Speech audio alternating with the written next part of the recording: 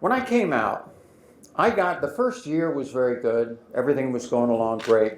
And then all of a sudden, I became this person of privilege, okay? I didn't get it when it came to the trans community. We have a very marginalized community, and I just didn't get it. And I got so much of this for so long.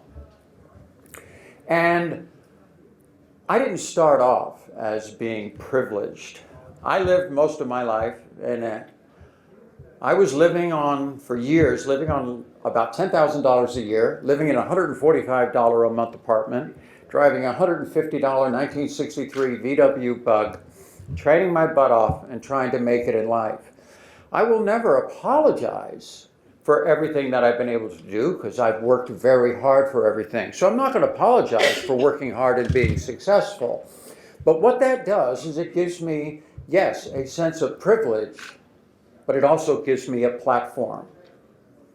I always suggest to every trans person out there, everybody has a platform that they can utilize to make it just a little bit better for the next generation coming up. My platform is different than the next person's platform.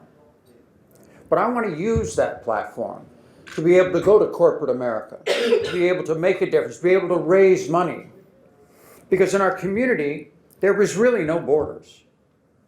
I mean, trans issues don't stop, on the borders of the United States.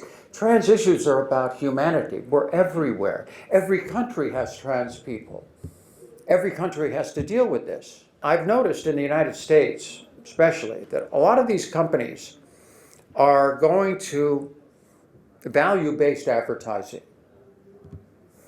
I know when the Super Bowl was on in the United States, it's a big deal, and the commercials are like a big deal. And I'm sitting there watching it, and they started on this little baby laying on a bed, 6 months old, little white kid. And they go to the next one, it was a little black kid. Then they went to a little Asian child. Then they went to a little, brown child, and they're panning down, and you're just watching this pan of these cute little kids. And the end, the caption is, everybody starts off equal. And I love that. I thought, this is so cool. And right at the end it said T-Mobile. It's value-based advertising. I want to capitalize on that. Corporations of today are very interested in what their corporate culture is. I want to be able to take that corporate culture and bring it in to help raise money, to help bring awareness. I have been very blessed that I've had the opportunity, because of my position in life, to be able to call up the CEOs of Disney, of you name it. I've been all over the place. And I have to say, at this point, I have been extraordinarily pleased with the response. Most people do not know anybody who's trans, and they do not understand the issues. Once they start to understand the issues, they become an ally. Parliament, and in being in this room, has the power to change cultures. There are great people involved. There are great people that are doing wonderful things when it comes to diversity, when it comes to this issue, when it comes to trans people. Diversity is a good thing. And I just don't want them to go down that road and make it more difficult for trans people. I think it's extremely important that we support the GRA.